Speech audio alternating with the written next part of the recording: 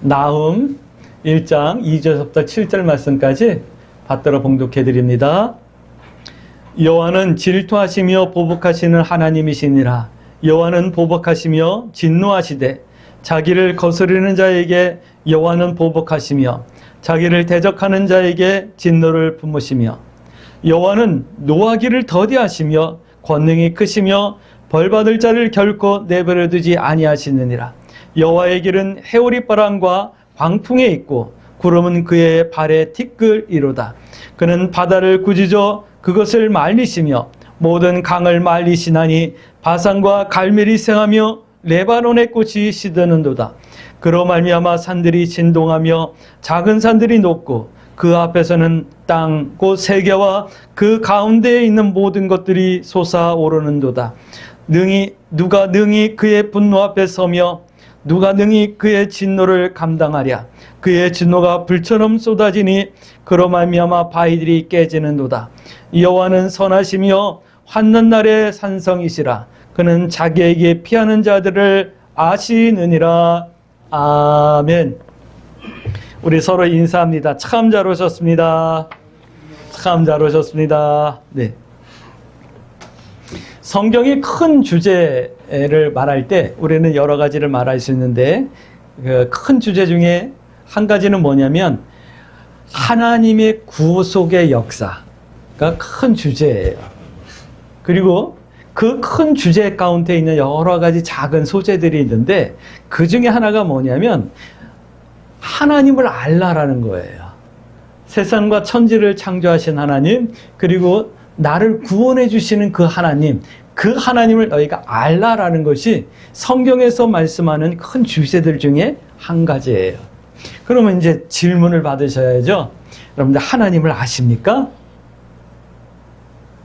너무 생뚱맞는 질문이에요. 네, 죄송해요. 하나님을 어떤 분이라고 알고 계십니까? 여러분들 하나님을 어떻게 고백하십니까? 뭐 대답 안 하셔도 괜찮아요. 나름대로 다 대답하실 수 있을 테니까요. 할렐루야. 근데 이걸 좀 선명하게 대답할 수 있게 되길 주의 이름으로 축복합니다. 내가 알고 있는 하나님, 내가 믿는 하나님, 나는 그 하나님을 이렇게 고백합니다. 말이 아닌 우리의 삶으로 증거하는 그런 성도의 삶을 살아낼 수 있게 되길 주의 이름으로 축복합니다. 오늘 우리가 함께 나눌 말씀은 나훔서인데, 나훔서는 1장 1절 말씀 보니까 니느웨에 대한 경고다 라는 말씀으로 시작하고 있죠. 아수르의 수도였던 니느웨를 심판하시겠다라고 하는 말씀이에요. 근데 이 말씀을 들으면서 우리는 그 요나서 말씀과 연결을 지을 수 있어야겠죠. 요나 선지자가 활동하던 시기는 이 나훔 선지자가 활동하던 시기보다 약 120여 년 전이에요. 그러니까 120년 전에 요나의 전도로 하나님의 용서와 구원을 받았던 성이 니느웨 성이에요. 아주 대대적인 회개가 일어나죠. 왕이 왕복을 벗고 베옷을 입고, 그다음에 모든 국민들이 베옷을 입고 제에 앉아서 회개하고, 하다못해 짐승들까지도, 가축들까지도 전부 다 금식하며 회개해서 하나님께서 내리시기로 하셨던 재앙과 진노를 갖다가 한 번 용서받고 넘어가는 일들이 있었어요. 그런데 오늘 말씀 보니까 120년이 지난 이쯤 되면 그때 있었던 하나님의 구원의 역사와 회개의 역사를 아마 다 잊어버렸나 봐요. 140년 전에 이 땅에 불같은 부흥의 역사가 일어났던 그 현장과 그 성령의 충만함을 이제 서서히 잊어가는 이 시대, 뭔가 좀 연결이 되는 것 같은 생각이 안 들을까요? 뭔가 문제가 생겼다라는 것을 말씀하시는 거예요. 120년 전 그때와 전혀 다른 뭔가 문제가 있었다라는 거예요. 그래서 성경은 말씀하는 거예요. 아수르는 비참한 최후를 당하게 될 거다라고 하는 말씀을 경고를 하고 있는 거예요. 140년 전에 그 부흥과 성령의 충만, 그 다음에 그 성령의 감동 가운데 일어났던 회개의 불꽃 같은 역사들이 잊혀지는 이때 어쩌면 이 땅에 비참한 일이 생길 수도 있다. 이 말, 정신이 번쩍 들지 않나요? 그래도 우리는 하나님의 은혜 가운데 그 부흥의 끝자락에서 하나님의 은혜를 체험하면서 지금까지 살아왔는데 우리 자녀들이 그 은혜를 누리지 못하고 뭔가 힘들고 어려운 삶을 살게 되지 않을까 이 생각을 하면 뭔가 그냥 정신이 번쩍 나지 않나요? 아수르는요 잔악하고 무자비했기 때문이다 라는 말씀을 하고 있어요. 이 말씀은 무슨 말씀이냐면 이스라엘이 북쪽 이스라엘이 너무 그 죄를 많이 범했거든요. 그런데 이 이스라엘에게 아수르가 너무 무자비했다, 잔혹했다 이 말을 하는 거예요. 이스라엘이 하나님의 뜻을 버리고 타락하고 우상을 섬기니까 아수르라고 하는 채찍을 들어서 이스라엘을 때리고 경책을 했거든요. 그런데 좀 적당히 했어야 되는데 적당히 하지 않은 거예요. 너무 자비하게 하고 너무 무자비하게 하는 도를 넘어선 포악함과 잔혹함을 하는 거예요. 그 결과 아수르도 바벨론에 의해서 똑같이 당하게 되는 그런 일들이 역사 가운데 일어나는데 BC 612년, 619년 뭐 이때쯤 돼가지고 아수르에 의해서 아주 이스라엘이 아주 고난을 당하게 되는 이 바벨론에서 이 아수르가 고난을 당하다가 멸망하게 되는 이제 그런 일들이 일어나게 되는 거예요. 근데 이런 일은요, 그 전에도 있었어요. 언제 있었을까요? 이스라엘이 출애굽을 했잖아요. 광야에서 이렇게 가면서 광야를 이렇게 지나가면서 물이 없으니까 우리가 이 광야를 지나가야 되는데 우리가 대로로만 지나갈게. 너희 물도 너희 양식도 건들지 않을게. 너희하고는 전쟁하지 않을게. 그런데 그것을 반대가지고 막 공격해 오잖아요.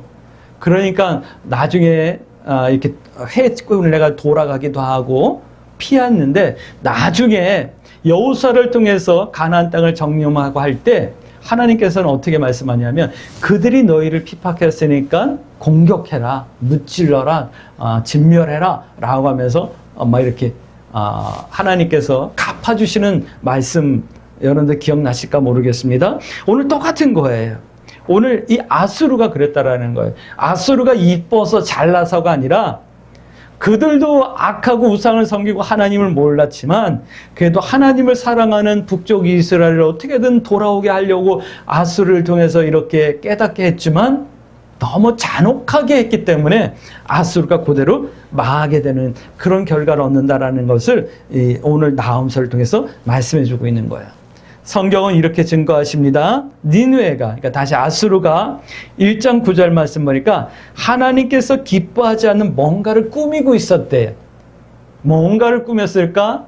아마 북쪽 이스라엘 갖다 더 괴롭히겠다. 더 많은 여인네들을 잡아와가지고 노예로 삼겠다. 더 많은 사람을 어떻게 죽이고 재산을 빼앗겠다. 뭐 이런 악한 계획을 꾸몄는지 모르겠어요.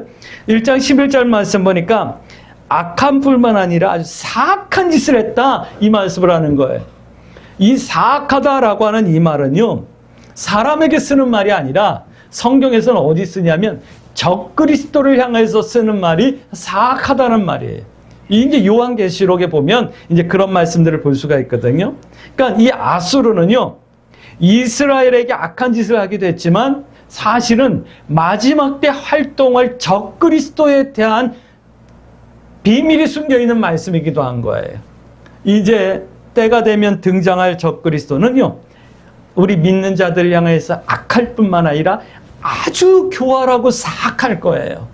그것을 통해서 분별해 낼 수 있게 되길 주의 이름으로 축복합니다. 그래서 3장 1절 말씀 보니까 이렇게 아주 잔혹하게 이스라엘 사람들을 죽였다.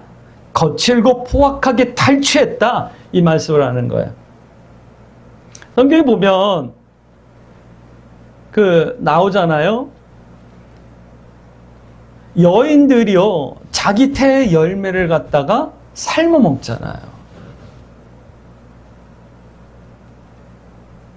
얼마나 끔찍해요. 또 3장 4절 말씀 보니까 거짓으로 미혹했다. 이 말은 비진리로 그 결과 수치를 당하게 하시고 능욕과 구경거리가 되게 하신다. 위로자가 없게 하신다. 이 말씀을 하는 거예요. 나중에 적그리스도가 분명히 하나님께 심판을 받게 되는 때가 또 오거든요. 그때 적그리스도는요, 아주 수치를 당하게 될 거예요. 그리고 능욕거리가 될 거예요. 길바닥에 그냥 그 죽음을 갖다가 정리해 줄 수 있는 사람마저도 없고, 뭐 그렇게 되는 때가 분명히 올 거예요. 위로자가 없게 될 거예요. 누가요? 적그리스도가요. 누가요? 불법을 행하는 자들이요. 누가요? 믿는 자들을 핍박하던 자들이요. 누가요? 오늘 말씀 보니까 아수르가요. 그런데 이제 이런 모든 말씀들을 이제 우리가 소선지서 전체를 통해서 한번 연결시켜서도 보고 그래야 되거든요. 소선지서 대부분은요, 이런 뜻이, 하나님 앞에선 성도의 모습은 이러이러해야 된다라는 것을 말씀하는 것이 소선지서의 전체적인 내용이거든요. 그러니까 이렇게 믿고 살라라고 말씀하는 것이 성경이고 소선지서 말씀이고 그런 거예요. 근데 나음서는요, 그 중에서도 하나님 자신에 대하여서 아주 선명하게 말씀하고 있는 거예요. 다시 한번 질문합니다. 여러분들 하나님을 아십니까? 오늘 나음서는요, 하나님을 아는가라고 물어보시는 것 같아요. 대답할 수 있게 되길 주의 이름으로 축복합니다. 하나님에 대하여서 오늘 성경은 이렇게, 나음서는 이렇게 증거하고 계시거든요. 우리가 믿는 하나님은요, 1장 3절 말씀 보니까 노하기를 더디하시는 하나님이래요. 이 말은 잘 참는 하나님이다 라는 말씀을 하는 거거든요. 그런데 왜 오늘 1장 2절 말씀 보니까 이렇게 권능이 크신 하나님께서, 공의로우신 하나님께서 참지 않겠다라는 말씀을 하고 계시잖아요. 항상 이렇게 우리가 주변에서 보면 어른이 있죠. 어른이 의리더라고요. 그리고 큰 사람이 의리더라고요. 맞죠? 우리 어른들은요, 어린아이한테도 저주일 수 있어요. 어린아이들 이기려고 하는 어른을 보면 나이값도 못한다고 그러잖아요. 그렇죠? 가끔 그런 생각이 들어요. 아이, 저거 나도 나가가지고 좀 따따부터 한번 따져볼까? 막 그런 생각이 들어요. 근데 목사가 그런다고 그러잖아요. 그럼 목사는 항상 의리잖아요. 그러니까 어른은 의리고 큰 사람은 의리해. 이게 사실은 정의롭고 밝은 사회의 모습이기도 한 거예요. 크다고 힘 있다고 다 짓누르고 다 갑질만 하고 그러면 사회가 되겠냐고요. 큰 사람이 품어주고 좀 더 이해하고 져줘야지 사회가 돌아가지 않겠어요? 그런데 이렇게 크신 하나님께서 니느웨를 용서하지 않는다라고 선포하시는 거예요. 왜일까요? 또 하나님은요, 2장 7절 말씀 보니까 선하시며 환난 날에 피할 산성이다 라고 말씀하고 있어요. 이 말은 피난처다, 보호자다, 이 말씀을 하는 거거든요. 믿음의 선배들의 고백이에요. 어떤 고백을 하냐면, 내가 믿음으로 살아도 고난이 있더라, 환난의 날이 있더라, 내가 주님 뜻대로 살려고 했는데도 불구하고 환난 날을 만날 수 있었단다, 이 얘기를 하시더라고요. 하지만 하나님이 피난처고 산성이며 내 의지였었다, 난 하나님만 의지하고 이겨놨다 라고 고백하더라고요. 할렐루야. 그런데 이 말씀은요, 성도가 세상에서 행하며 살아야 할 역할에 대해서 말씀하고 있는 거예요. 하나님이 선하시며 환난 날에 피할 산성이다. 그래서 우리가 그 하나님을 의지하고 환난 날을 지나왔다라고 말한다면, 고백할 수 있다고 한다면, 이것은 우리가 세상에서 살아내야 될 역할이 있다, 이 말씀을 하는 거예요. 그 역할이 뭐죠? 성도는요, 환난당하는 이웃에 도움이 되고 힘이 되어야 한다라고 하는 이 역할이 있다라는 말씀을 하고 계시는 거예요. 할렐루야. 또 1장 12절 말씀 보니까 성도를 자유케 하시는 하나님이래요. 하나님과 성도를 대적하는 적그리스도와 비진리를 멸절시키실 심판주이심을 말씀하는 거예요. 이 말씀은요, 성도를 1장 13절 말씀, 성도에게 있는 멍에 그걸 깨트리고 결박을 끊어주시는 그 하나님이다 라고 말씀하는 거예요. 오늘 이 하나님을 여러분들이 알 수 있게 되길 주의 이름으로 축복합니다. 노하기를 더디하신 하나님처럼 우리가 큰 믿음의 사람이 되어져서 품어주고 이해해주는 성도의 삶을 살아야 되고요. 하나님이 우리를 환난 날에, 심판 날에 피할 산성이 되어주신 것처럼 우리도 어려움 당하는 성도들을 돕고 그들을 위하여 힘이 되어주는 그런 성도의 삶을 살아야 될 역할을 잘 감당해야 되고, 그 가운데서 하나님께서 자유케 해주시는 그 자유를 누릴 수 있는 그런 성도들이 되어지길 주의 이름으로 축복합니다. 두 번째는 하나님의 명령이 있어요. 오늘 니느웨에서는 하나님의 명령이 있어요. 하나님께서 명령하셔요. 1장 14절 15절 말씀이에요. 하나님의 명령이 뭐냐면 첫 번째는 이거예요. 나에게서 우상을 정리하라라고 하는 명령을 하고 계셔요. 이것은 그렇게 좀 해줘 부탁이 아니에요. 명령이에요. 명령은요, 해도 되고 안 해도 되고 하는 게 아니라 반드시 해야 되는 거예요. 할렐루야. 그것이 명령이에요. 이거는 군사적인 용어거든요. 우상을 좀 정리하라, 이 말씀이 무겁게 들려질 수 있게 되길 주의 이름으로 축복합니다. 하나님보다 더 아끼는 것, 하나님보다 더 즐거워하는 것, 하나님보다 더 사랑하는 것, 그 모든 것들이 다 우상이다. 성경은 그렇게 말씀하고 계시잖아요. 그 우리는 잘 알고 있잖아요. 정리할 수 있게 되길 주의 이름으로 축복합니다. 어떤 사람은요, 자존심이라고 하는 우상을 버리지 못해가지고 말 한마디에 삐져가지고 교회를 나가기도 하고 신앙을 떠나기도 하고 하더라고요. 그거 진 거죠. 또 이런 명령을 하고 있어요. 절기와 서원을 갚으라 라는 말씀을 명령으로 하고 있어요. 예전에는요, 구약시대는 주일이라고 하는 개념이 안식일이라고 하는 개념이었잖아요. 안식이라고 하는 개념은 그냥 쉬는 거였어요. 노동을 그치는 거였어요. 그리고 1년에 3차례씩 예루살렘 성전에 가가지고 양이든지 소든지 비둘기든지 드리면서 하나님 앞에 제사 지내는 거였어요. 그것이 절기였고 그것을 우리가 믿음을 지킨다라고 하는 서원이고 약속이었던 거예요. 그런데 오늘 우리들에게는 뭐가 있죠? 하나님의 날, 주님의 날, 주님께서 나를 위하여 죽으시고 나의 죄를 대속해 주시고 부활하신 그 부활의 날을 기념하는 이 주일. 우리는 안식일을 지키는 것이 아니라 주님께서 나를 위해 죽으시고 부활하신 부활의 날 주일을 기념하며 그날 나와서 하나님을 찬송하며 예배하며 내가 구원받은 기쁨을 확인하며 점검하며 누리는 날. 이 날을 좀 기억하는 것, 이거 하나님의 명령이에요. 그러니까 다시요, 온전한 주일 성수와 예배 생활은요, 그렇게 하라라고 하는 권면이 아니라 그렇게 해야 된다라고 하는 명령이라는 거예요. 우리 선배들은 주일 52주 주일 성수를 생명처럼 지켰던 거예요. 할렐루야. 근데 이제는 그것이 필수가 아니라 선택 상황이 되어졌어요. 우선순위에서 저만큼 밀려났던 거예요. 친구의 결혼 때문에, 집안 행사 때문에, 뭐 때문에 주일 성수가 이제는 명령으로 지켜지지 않는 그런 시대를 살아가고 있는데, 오늘 우리 광주 새순교 성도들에게는 온전한 예배 생활과 주일 성수가 하나님의 명령으로 들려줄 수 있게 되길 주의 이름으로 축복합니다. 질문하셔야죠. 우상을 정리하는 것과 절기와 서원을 갚는 것, 그거 어떻게 하는 건데요? 무엇을 해야 되는데요?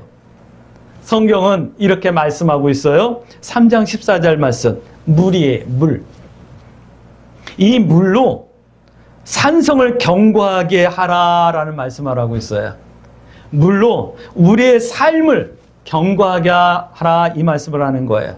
말씀을 이유와 근거로 한 생활, 말씀을 통해서 나를 정돈하고 나를 변화시키는 이런 신실한 성도의 삶을 살라, 이 말씀을 하는 거예요. 두 번째는 벽돌 가마를 수리하래요. 이 산성을 견고하게 하라라고 하는 말씀이 우리의 삶을 말씀하는 거라면, 벽돌 가마라고 하는 이 말은 우리의 심령을 말씀하는 거예요. 우리의 마음을 말씀하는 거예요. 영적 생활을 좀 점검하라, 이 말씀을 하는 거예요. 무엇으로요? 말씀으로요. 성경에서 물 그러면 말씀으로 연결해야 되고, 물 그러면 성령으로 연결해야 되거든요. 다시요. 말씀과 성령으로 나의 삶을 견고하게 하고, 말씀과 성령으로 나의 마음을, 영적 생활을 좀 점검하고 새롭게 하라, 이 말씀을 하는 거예요. 이것이 우상을 정리할 수 있는 능력과 길이 되는 거고, 예배 생활이 이것을 행할 수 있는 이유가 되어지고 힘이 되어진다, 이 말씀을 하는 거예요. 할렐루야. 세 번째는 이 말씀을 하고 있거든요. 하나님과 같은 편이 되라 라는 말씀을 하고 있어요. 여러분들 하나님 편 맞습니까? 하나님 편 맞죠? 할렐루야. 그래서 나는 시간이 되면 하나님 편이기 때문에 주일날은 교회 가는 거야. 할렐루야. 나는 하나님 편이기 때문에 죄를 보면 돌아서는 거야. 할렐루야. 하나님 편이 아닌 사람들은요, 하나님 편인 척 하는 사람들은 주일날 좋은 일 생기면 거기 가버리는 거예요. 선이 있는데 에이 한 번인데 하고 눈 감고 넘어가는 거예요. 하나님 편인 척 했던 사람들은요. 그걸 다른 말로 말하면 배신이라고 하는 거예요. 다시요. 내가 주일날 뭐 바쁜 일이 있다 해서 주일날 한번 교회 안 나오는 건, 그건 그냥 주일 한번 빠진 것이 아니라 좀 깊게 들어가면 하나님을 배신한 거예요. 그 순간. 제가 너무 과격하게 얘기하나요, 선교사님? 제가 좀 과격하게 얘기하나요? 이 영상을 보시는 분들, 제가 좀 과격하게 얘기했다면 용서해 주시기 바랍니다. 그러나 성경 말씀이 그렇게 말씀하고 있기 때문에 저는 전하는 거예요. 이 말씀이 찔린다 그러면 회개하시면 돼요. 할렐루야. 하나님 앞에 은혜를 구하시면 돼요. 내가 이걸 다 할 수 있으면 벌써 주님 만났어야죠. 부족하기 때문에 나와서 예배하며 기도하는 거예요. 하나님, 나에게 이런 부족함이 있었어요. 나의 긍휼히 여겨주시고 은혜를 베풀어 주세요라고 겸손히 기도할 수 있게 되길 주의 이름으로 축복합니다. 하나님을 안다는 것은 하나님과 같은 편이 되기를 준비하는 것과 같은 거예요. 나는 하나님 편입니다라고 고백하는 것과 같은 거예요. 오늘 우리 광주 세순교회 모든 성도들이 하나님과 같은 편이 되어질 수 있게 되길 주의 이름으로 축복합니다. 할렐루야. 왜 같은 편이 되어야 되는데요? 2장 8절 말씀 보니까 같은 편이 되어야지만 물이 모이는 곳이 된다라고 말씀하는 거예요. 물이 모이는 곳이 된다, 이 말은 하나님의 은혜가 함께한다, 이 말씀과 같은 거예요. 니느웨는 하나님과 같은 편이 아니었기 때문에 쫓겨 도망가는 자가 되어졌어요. 하나님과 같은 편이 되어져야지만 하나님의 은혜로 우리의 삶의 지경이 견고해지고 우리의 영이 뜨거워지고 새로워지며 하나님의 은혜를 누릴 수 있게 되는 거예요. 할렐루야. 2장 10절 말씀 보니까 풍요롭고 아름다운 삶이 열린대요. 우리 광주 세술교 모든 성도들의 삶이 더 풍요롭고 윤택해질 수 있게 되길 주의 이름으로 축복합니다. 손으로 하는 범사가 잘 되어지고 내가 심은 것이 온전히 결실되어지는 이런 은혜들이 있어지길 주의 이름으로 축복합니다. 근데 같은 편이 아니었던 니느웨는요, 공허하게 되고 황폐하게 되었대요. 하나님 편이 아닌 사람들, 지금은 잘 되는 것 같지만 그것은 재와 같은 거예요. 하나님의 심판이 뿌리 불어오면 다 타거나 날아가거나 없어지는 거예요. 그러나 하나님 편이 되면 그날에 결실되어질 알곡이 되어지는 거예요. 남는 것이 있게 되어지는 거예요. 할렐루야. 이유는 2장 13절 말씀, 하나님이 나의 대적이 되어주시기 때문에 우리는 같은 편이 되어야 되는 거예요. 하나님께서 나의 대적이 되어주시기 때문에 나는 물이 모이는 삶을 살게 되는 거고 풍요롭고 아름다운 삶을 살게 되는 거예요. 다시 한번 축복합니다. 우리 광주 세순교회 모든 성도들은 하나님과 같은 편이 되어지길 주의 이름으로 축복합니다. 그러므로 우리 이렇게 기도하십시다. 하나님, 내가 하나님을 알아가게 하여 주옵소서. 노하기를 더디하신 하나님처럼 나도 큰 사람이 되어질 수 있게 해주세요. 그래서 세상을 품을 수 있는, 세상을 좀 더 이해하며 기도하며 섬길 수 있는 성도의 삶을 살게 하시고, 하나님께서 환난당하는 자의 피난처가 되어줬던 것처럼 환난당하고 어려움당하는 이웃에 도움이 되고 힘이 되어지는 성도의 역할을 감당해낼 수 있게 하시며, 멀지 않은 날 하나님께서 우리의 모든 멍에를 깨뜨리고 모든 결박을 끊으실 때 참된 성도의 자유를 누릴 수 있는 성도일 수 있게 해주세요. 그러기 위해서 하나님의 명령을 따르며 하나님과 같은 편이 되어지길 원합니다. 하나님께서 도와주시고 인도해 주세요. 이렇게 기도하며 이 한 주간도 믿음의 선한 싸움을 잘 써서 승리할 수 있게 되길 주의 이름으로 축복합니다. 아멘.